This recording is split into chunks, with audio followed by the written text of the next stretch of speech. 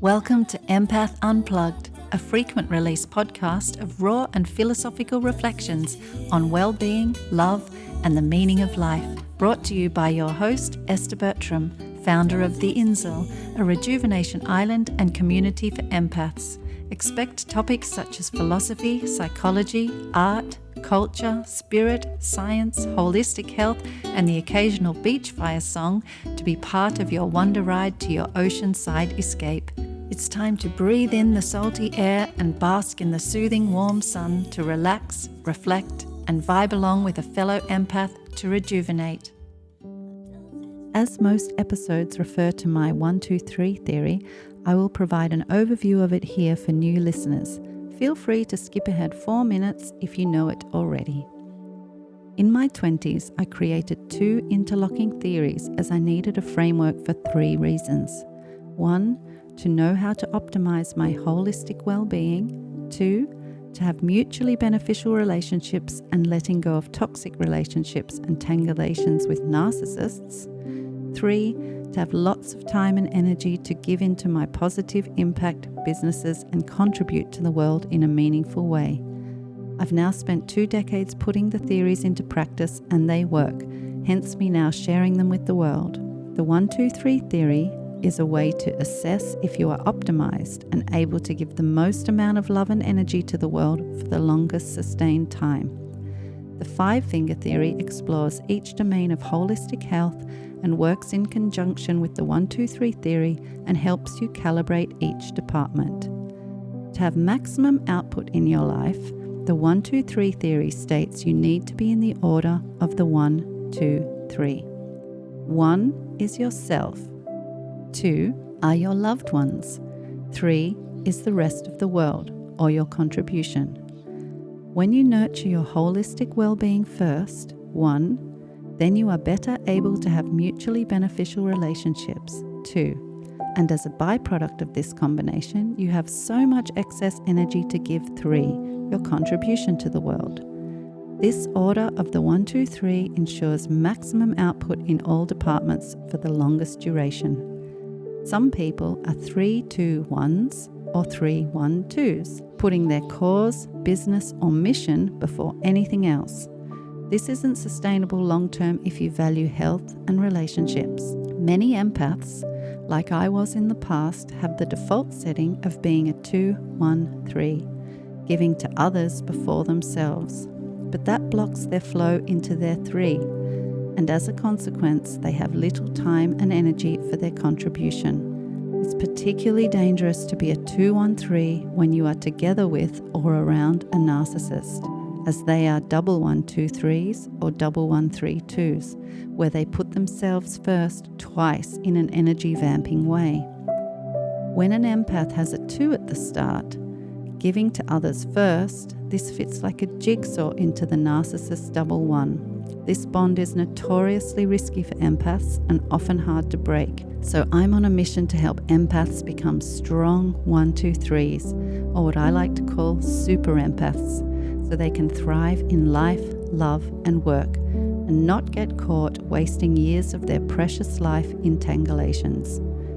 This podcast, the empath community I have built, and my book, The 1-2-3 Theory, are all part of achieving this mission. To dive deeper into both theories, head over to the123theory.com, where you can read or listen to my book. Now that you have the basic gist of the 1-2-3 theory, let's begin this podcast. Hello, listeners. Welcome to episode number 7. Today we're going to be exploring the topic of intentions and how we can create and manifest and live in realities that better match our desired outcomes. Living intentionally is a wonderful skill to be able to harness, and I think it's even more important that empaths learn this so we can implement it in our day-to-day. I know I needed to go through a big journey on the topic of learning how to harness intentions.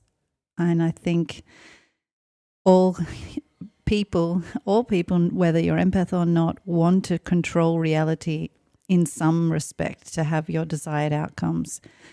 And even if you're an empath where your desire is to benefit others, big shout out to the 213s in the house, we still have our preferences. And not all empaths want to feel dominated unless you're into S&M, which we'll actually get to later in this episode. I think most of us want to feel empowered and impactful.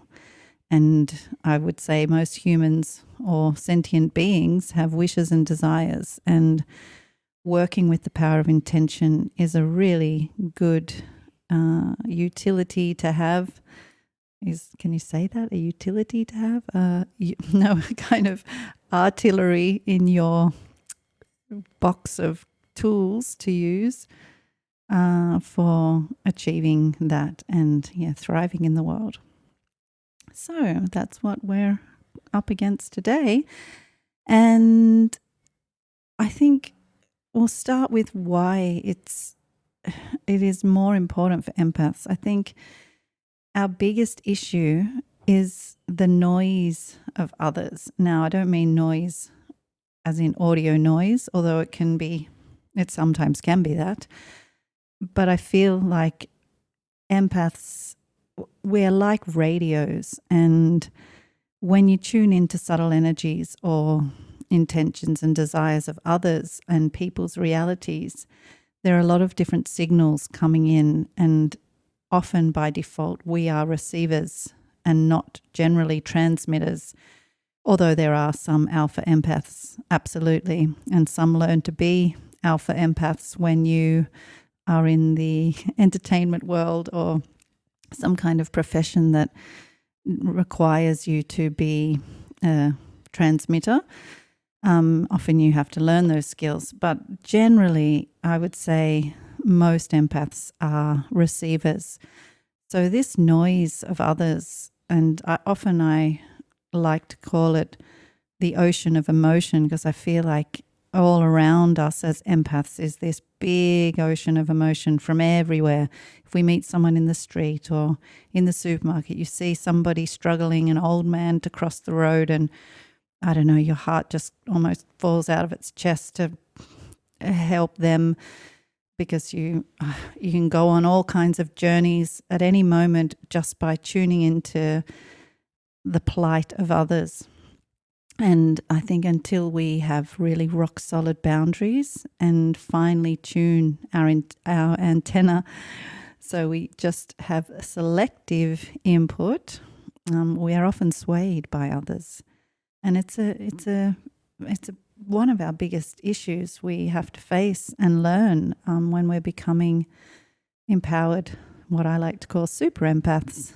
And because when others are dominating our reality, they just often get the upper hand, and we can just feel at the mercy of them, and it's sometimes you don't even notice it till after it's happened or is happening. And I think taking a step back, analysing how we behave and think and feel in various situations as a default, and working out techniques we can use for improving our interactions and to optimize for a better outcome for all. That's why this podcast was created. So it's to help have some new ways, new approaches. And I want to help empaths not always play second fiddle to other people's desires. And all the 213s and 321s and 312s out there, I implore you to bring forward your one, to bring forward the one, so you can really thrive over a sustained period. So if we look at how Darwin has put it, and how the world often seems to work, it seems that it prioritizes and the survival of the fittest and the strongest to push forward, to evolve. And this isn't always fair, if you ask me, if the feelers, the empaths of the world automatically get placed as the submissives just because we can truly empathize. It's not fair if the stronger, dominant ones just, trample us or bulldoze us around, because we deserve to dominate sometimes, if we want to. And I don't mean dominate in a bad way. I mean it in a way where we can just be ahead of ourselves to control a reality's outcome because we want that to happen.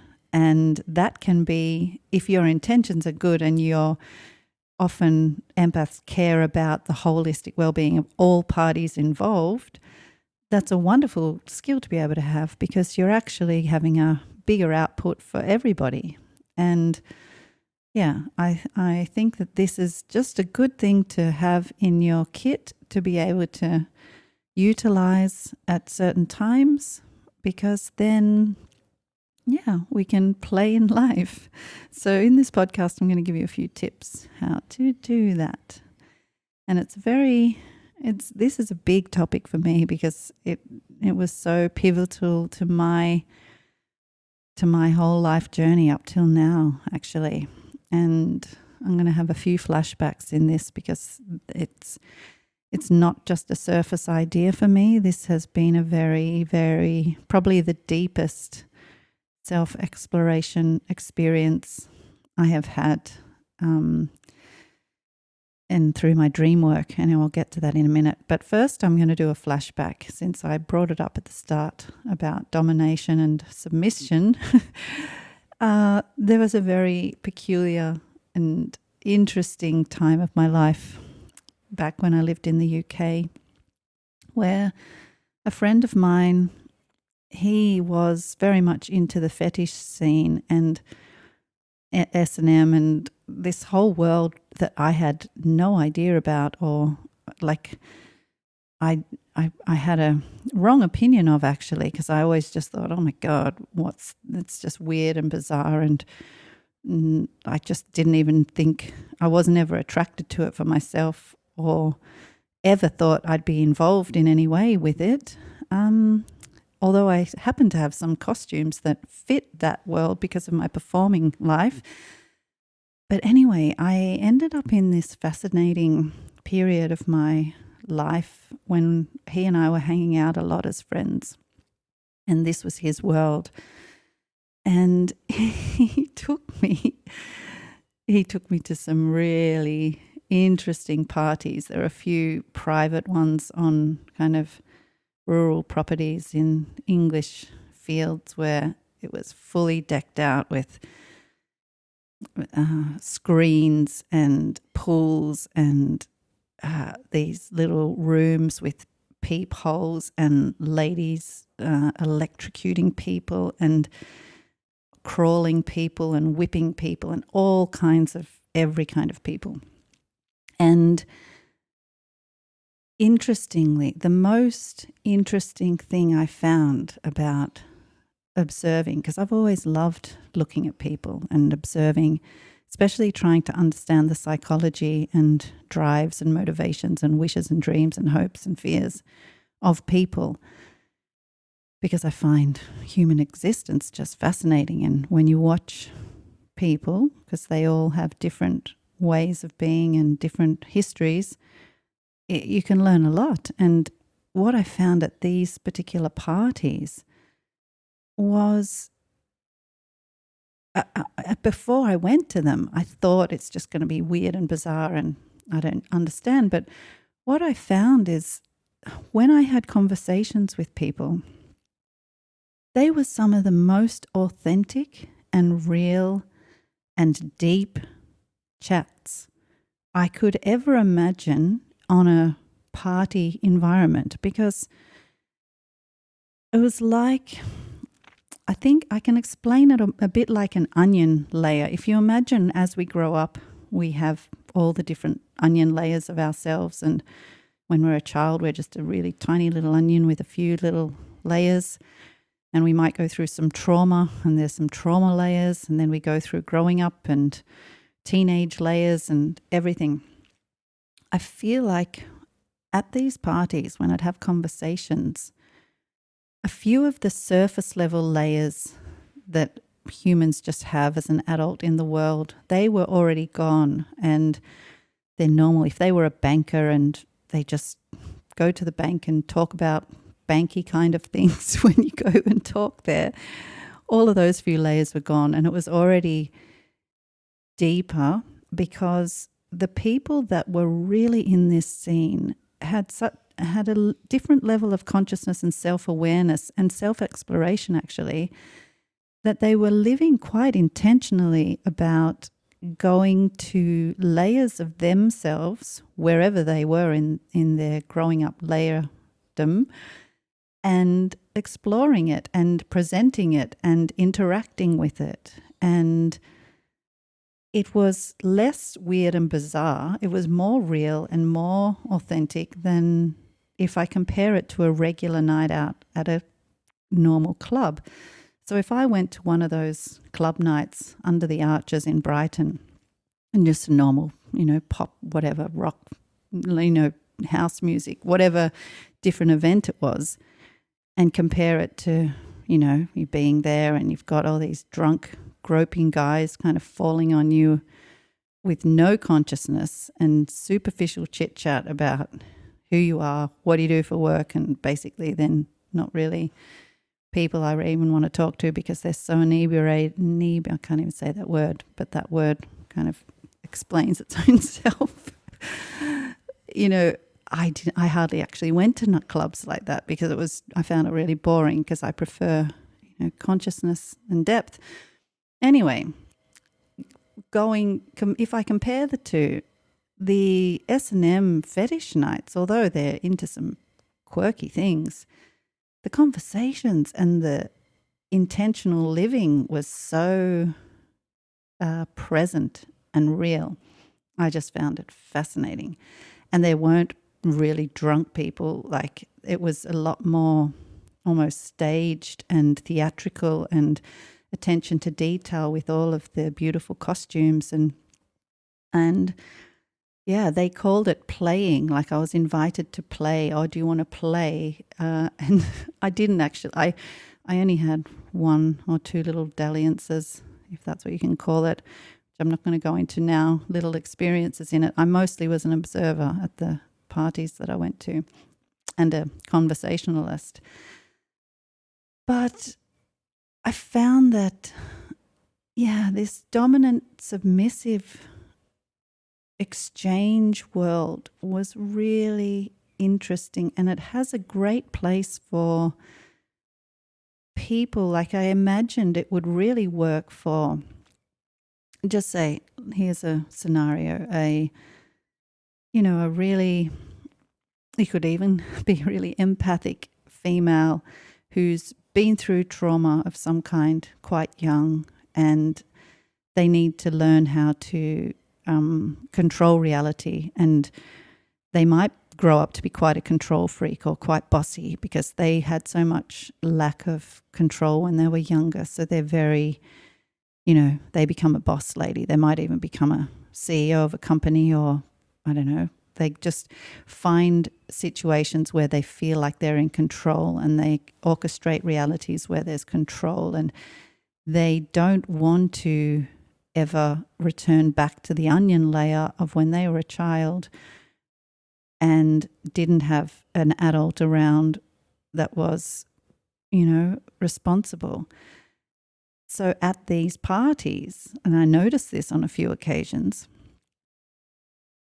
there was one person in particular where in the normal waking world, they were a boss lady.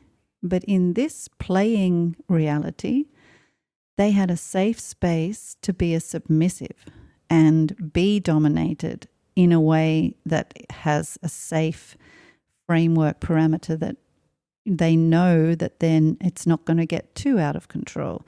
So they know that it's more of a game, but they're able to release this deeper pain that they went through in a artistic way, in a way, and in a human exchange way. And that side of it is about how the psyche works and healing and process and human experience is honestly, it was really fascinating.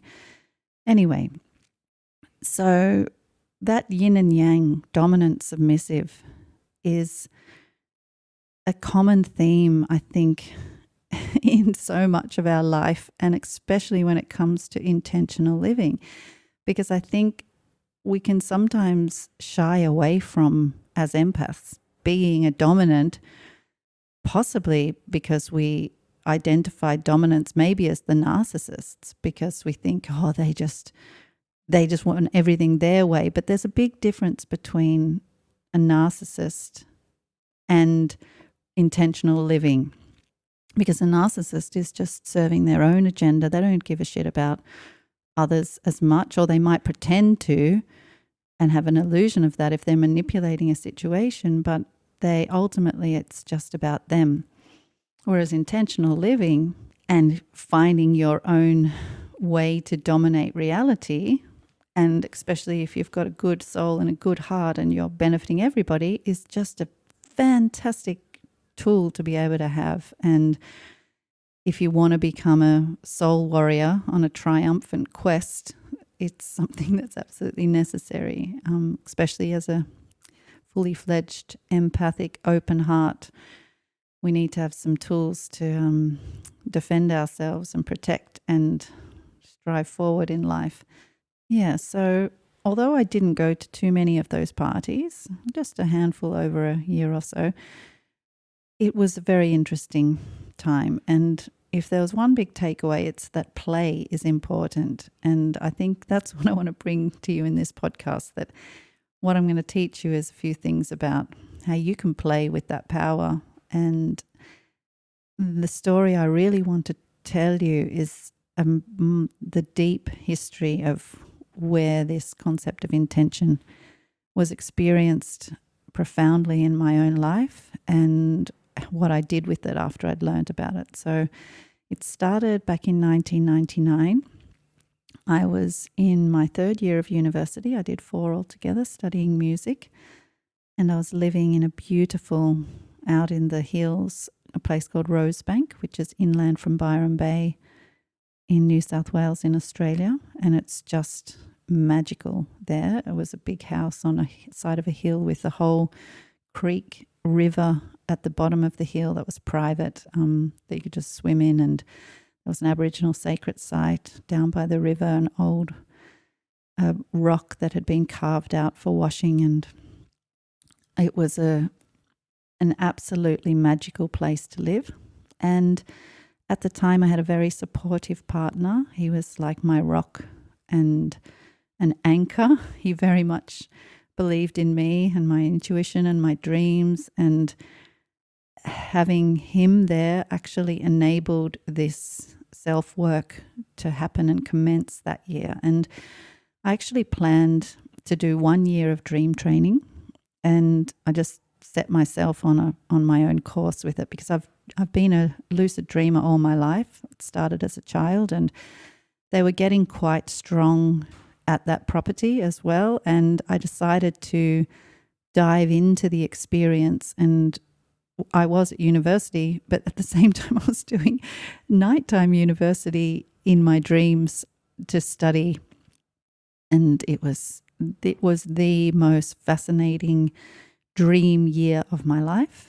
And I'd already started it, and partway into it I got the book Carlos Castaneda, The Art of Dreaming, and that just catapulted it into the next level. And so I was having lucid dreams almost every single night, and was taken to absolutely, I can't even, it's so hard to even put it into words. And I still don't understand how that all works. I don't know if they're real worlds. I don't know if they're just worlds I've created in my own head. I don't want to classify it. All I know is I've had the experience. I still don't have all the answers of what really went on, but I do know why it went on. So during that year, it was always a quest. It was a bit like the Matrix. It was also when Matrix actually came out, and I was having a similar experience in a way, where I had to fight all the time. It was always these situations, like once I was against this ginormous robot, and there were a lot against demons. There was this witch lady character, and maybe even vampires. I can't quite remember. I'll have to find my book and have a look. It's quite a while ago now. There were a lot of demonic ones, like light versus dark. It was that kind of play out of worlds. And it was, yeah, every single night I had to fight, and I would often wake up kind of shaking, and my partner would kind of ground me straight away because he knew what I was doing.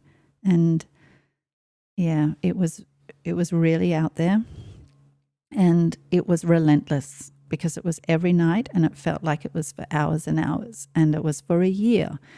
So it was, just mind-blowing. Anyway, at the very end of this year, I could boil the whole experience. And I also met my guides, by the way, and I don't even know if I believe in guides, but I met Malitsu, a Chinese man, and he's one of my secondary guides, and Helena, apparently my primary guide, who she was my sister in the Atlantis period, I've been told, by another man. And anyway, that's another whole story. And I still don't even know if that's all real or if my fantasyful head makes all that up. But I certainly had lucid dreams where I'm aware of the dream, meeting these energies. And I still don't know what's real and what's not, but I will, I love that I've had the experience regardless of what it really was. I don't like to qualify any dogma with anything, just talk about the experience.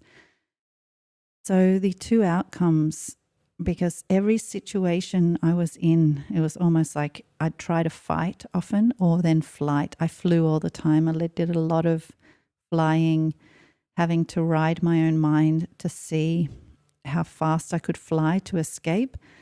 And when I found the balance between dominating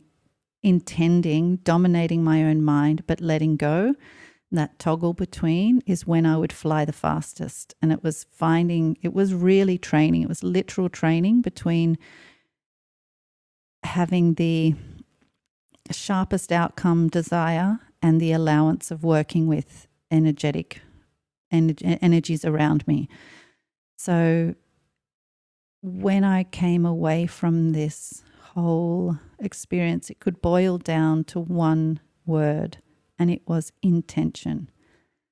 Because that was the thing, that was my tool that I could work with to lever through the scenarios. And it was like, whether it was my mind creating these worlds just to train this skill of intention, or whether it was something external creating them, I still don't know. So that was the one takeaway. And I'll get back to how I've implemented that in my life. But the second takeaway was another weapon I could use in the scenarios to win. And I didn't work that out for ages, especially with the demonic energy. There was this boy demon that was, like my nemesis, and often in the scenarios. And it was very frightening when you have that energy. And my skill was to fly fast away and dominate my own intentions to get away faster. But then I started to try the fight method rather than the flight method, and facing the fear, because I guess it represented fear, having that dark energy. And the time I finally was able, I actually did not fly. I faced him, and he just stared at me.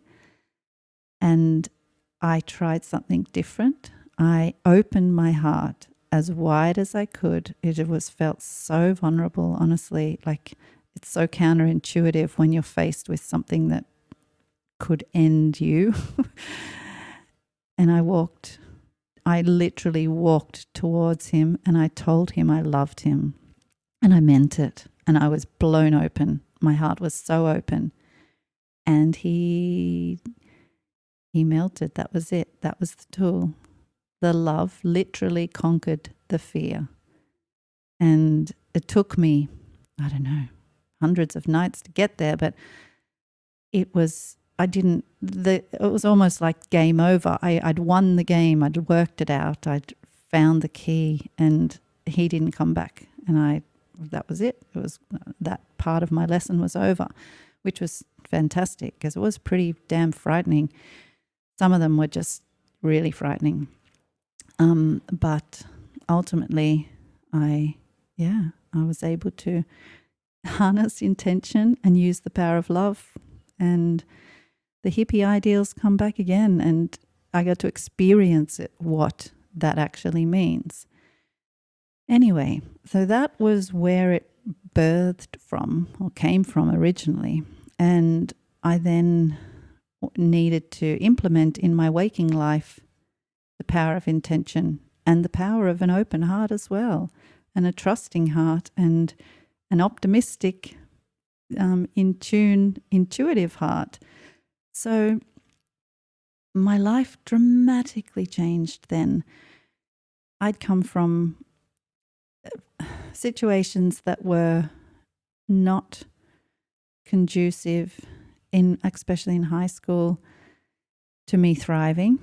And from this point on, I was at university, I started working very carefully with setting very clear intentions.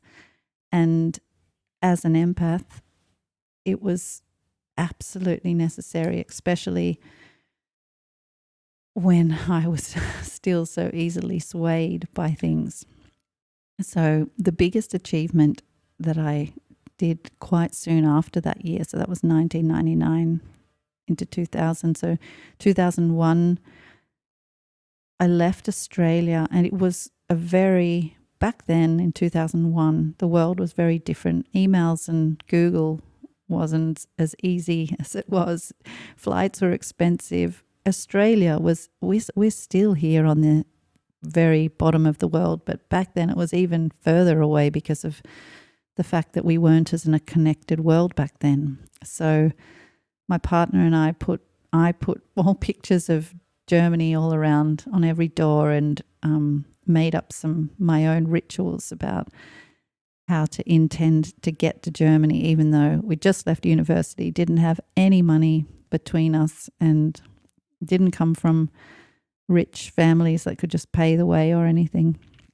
But I'm actually this has given me an idea for my next podcast about synchronicity.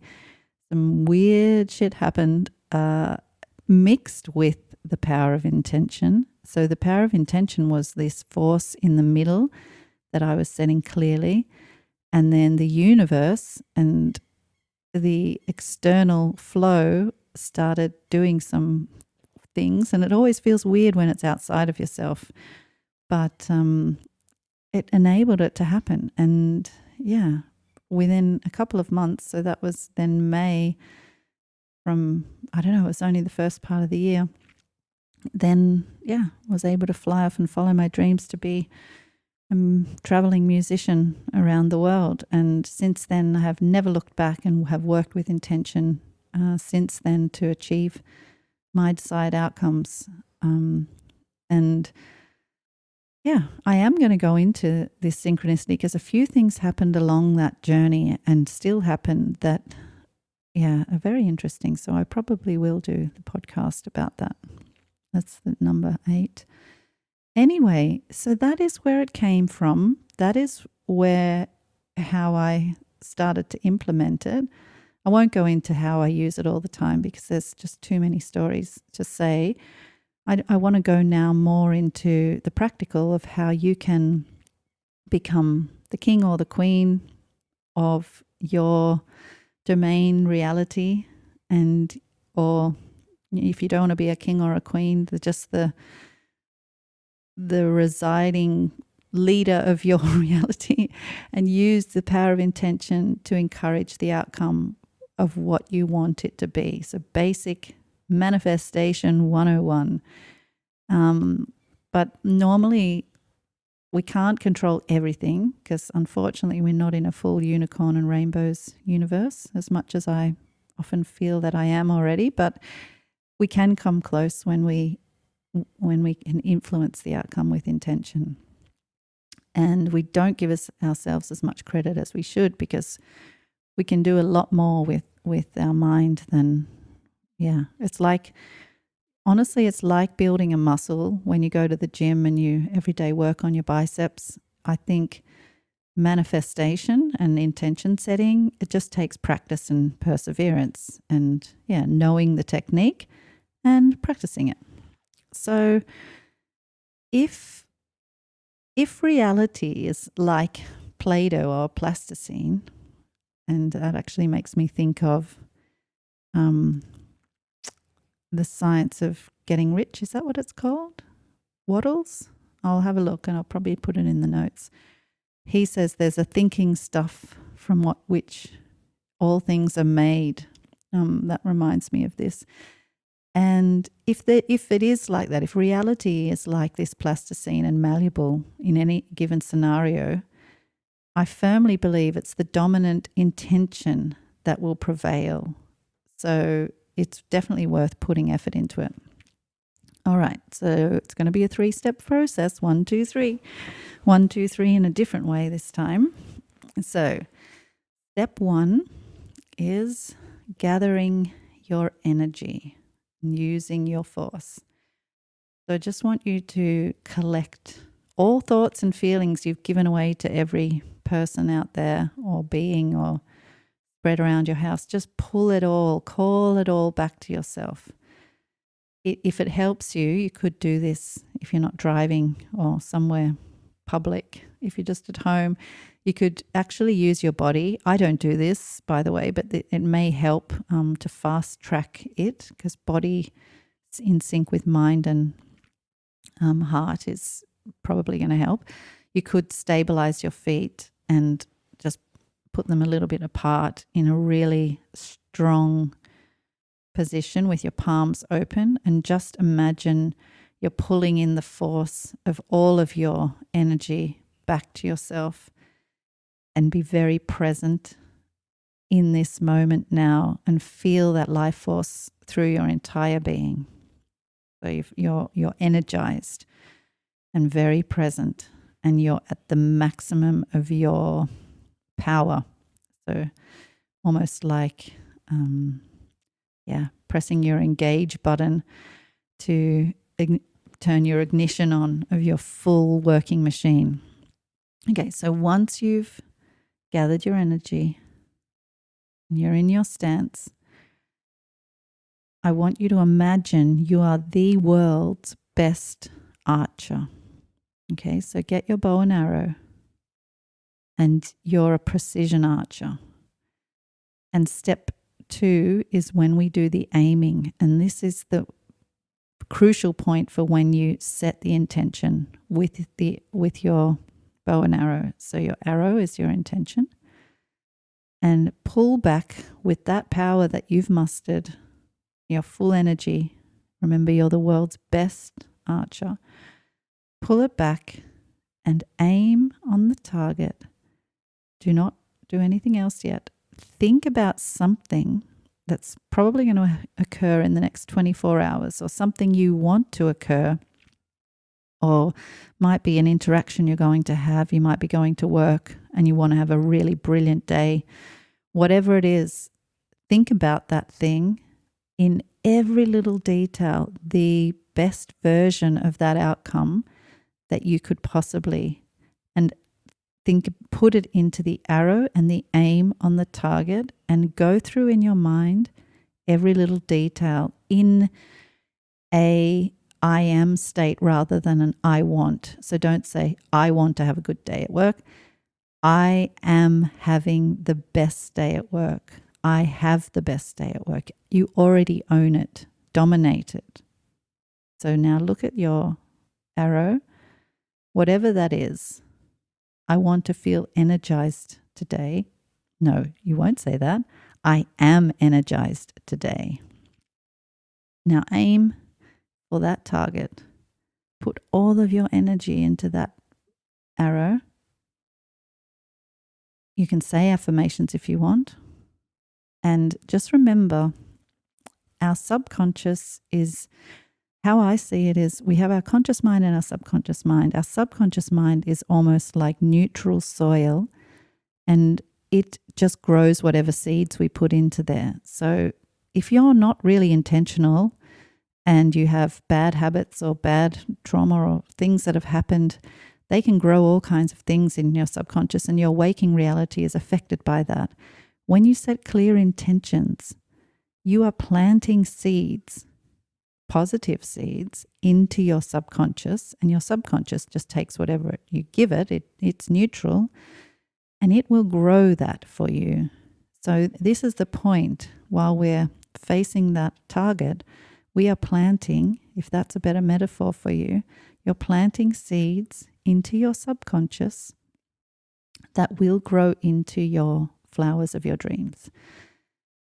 Okay, once you've done your planting or your aiming, step 3 is letting go. So just let it go. After you've done that full sharp power, let it go. Now, this is the key point, actually, because, and this is why the word dominant is a bit, maybe it's led down the wrong way, because we want to dominate our intention, but we do not want to dominate and force the outcome. We need to allow space, because the universe does work in mysterious ways. You can't, I don't think an archer pulling back an arrow would let go and hold on to the arrow and run with the arrow all the way to the target and force it into that's defeating the purpose. You need to let it go, let the breeze, let the sunshine, let the mysterious things happen. And when you're planting seeds into your subconscious, things will emerge in life and you will see patterns, because our brains are wired to see patterns. That's where weird synchronicities can start happening externally. It feels external, but it's probably happening internally and mirroring externally, because the world seems to be a mirror. But when you find that perfect little toggle between setting that intention and letting go and allowing the universe to work with you, it's a little bit like how nature works. And when you go into nature, there's this very serene harmony about it, where there is striving, but also destruction and letting go. And it's this balance where you're a dancer within it all. So for me, that's, like I said in my dream training, when I was flying, it was always about the speed I could fly. If I could toggle between that clearest intention but letting go, I would suddenly zip forward faster. And it's this nuanced little Goldilocks section where when you have that balance of both, it's just, that's when it happens. And look, if you're just new to intending and manifesting, I would start with small things, and then you'll get a feedback loop, because when you see that it works, it'll confirm to you that it does work, and you'll believe in it more, and you can try for a bigger thing. And it's a feedback loop of positive experience, and it can grow stronger then. Anyway, so that's the core of it. It's muster, aim, let go, 3-step process. And if you want to have guidance with that every day, I created a meditation. It's about grounding and protection, but I've added a whole section in that for daily intending, and it has a little bit about the bow and arrow and the archer. If you go on to theinsel.com and just look for the menu item free meditation, you can do that, because especially for a few days, to get the body memory, if you do it regularly, it goes into your body memory and it becomes easy. You can just, you don't have to stand there in this commanding force. You can just be shooting arrows everywhere with your mind and intending, because you've just got so used to doing it. So, yeah, and you'll start seeing the world bending towards your desired outcomes. And yeah, if we don't do this, I think empaths, we're very prone to being swept up into other agendas. And so I think just learning this already, just to compensate, just to get us on an even playing field, is a good idea. Even if you don't become a absolute master archer, but you're already less prone to people putting you on their arrows and you flying along in the world on their arrows. Sometimes it's better, if you want to, create your own realities. Anyway, that's a core skill I would say we should have in our Super Empaths toolkit. And yeah, I think it might be story time, because there's this one section. I wrote a book when I was in England called November Fox, and she travels dimensions of consciousness to unlock a cube that represents actually the 5-finger theory. So it's mind, heart, body, soul, purpose, and facing shadows. And there's one scene where she is learning about the power of intention in the desert. So I'm going to leave you with that section of the book today, and I'll be back for a wrap up after that. Maybe I can use the power of intention to travel across the desert. No harm in trying. She stood, legs slightly apart. As she focused her eyes on the tower, she sharpened her attention on her destination. With all her might, she concentrated on her goal. I intend to cross this desert. Now. November grew lighter. She lifted off the ground and moved towards her target. Hey, this works! Okay, faster! She said aloud, keeping her vision fixed on the large column. Even faster! She flew across the desert, the wind no longer a counterforce. Every time her attention wandered or she tried to force the movement, she slowed down. November toyed with the toggle in her mind that switched between discipline and letting go. It was like learning to ride a wild horse. The more she allowed it to gallop towards the fixed focal point, the speedier she raced. She kept her intention focused, while surrendering to the energy that was present. The balance enabled her dominion over her thoughts, allowing the movements to happen on their own. I can ride you, mind, she called out, as she sped through the barren, burnt landscape. She arrived at the base of the tower in no time. Klaus, she sang out, coming up behind him. Hey! He screamed, whipping around. It's only me. How? What? How so fast? I have my own BMW after all, November said proudly. Before heading towards the stairway that ran in spirals up the outside of the tower, November gave one last apprehensive glance at the horizon. And it's hard to catch, she whispered. Watching November command her body and summon her flying ability triggered the memory of my first attempt to ride Charlie. What a disaster.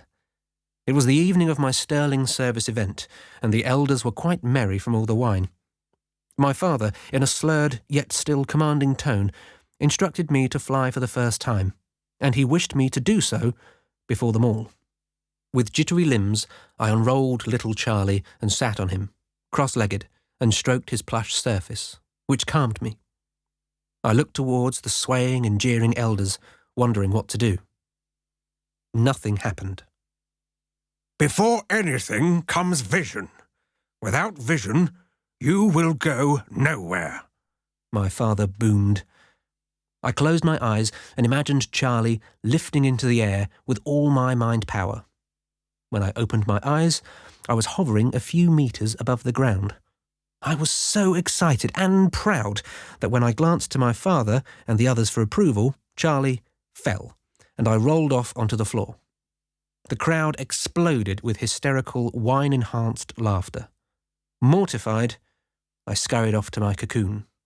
Be prepared to make a fool of yourself. The only way you will learn is when you're getting up off your knees after some humiliation, my father called out after me as I retreated in shame. For the first time, since I've become the new boss, I miss my father. His words always carried much truth, despite their razor-sharp edges. He was a monster of sorts, but he was my monster. So that was November Fox. If you want to learn more about November Fox or get the book, I highly recommend the audiobook version. It seemed to land itself better as an audiobook than the printed version. The narrator had a lovely voice and he brought the characters to life. So you can head over to novemberfox.com if you want to listen to more of the story, as you heard just now. And that's the end of today's episode. Thank you so much. I'd like to do a shout out to those people. I've received a few really beautiful reviews on Apple Podcasts this week, and just want to thank you for taking the time to do that. It means the world to me. It means that I know that this podcast is getting out there and helping some of you beautiful empaths. So thank you for that. It inspires me to keep making more for you. So big shout out to you guys. Thank you very, very much. And I look forward to sharing a space with you on the next episode. Have a beautiful, lovely week. Bye. Today's episode is sponsored by StepByStepGuitarLessons.com, your go-to course if you're an absolute beginner and want to learn guitar. I have taught hundreds of students with my fast track method from ages 6 to 80. With lifetime access, these self-paced online lessons mean you can learn in the comfort of your own home. The bite-sized lessons are very easy to follow and the platform keeps track of your progress. This course is tailored for absolute newbies and is much more effective than random YouTube videos or learning from your Uncle Steve, who may not have the patience required to teach at a true beginner's pace. You are guaranteed to get fast results, and if you don't like the learning style, there is a 30-day, no questions asked, money-back guarantee. Plus, it only costs the price of 2 in-person lessons, but you get over 50. There are several studies that prove that learning a musical instrument is the only activity to light up almost all areas of the brain at once. Making music has the power to soothe your soul, heal your body, and bring you true joy. Not to mention, if you've always wanted to be a rock star, learning guitar is your ticket to do so. So if you're ready to learn or want to gift it to a friend, head over to StepByStepGuitarLessons.com and enroll today. You've been listening to Empath Unplugged, a frequent release podcast of raw and philosophical reflections on well-being, love, and the meaning of life.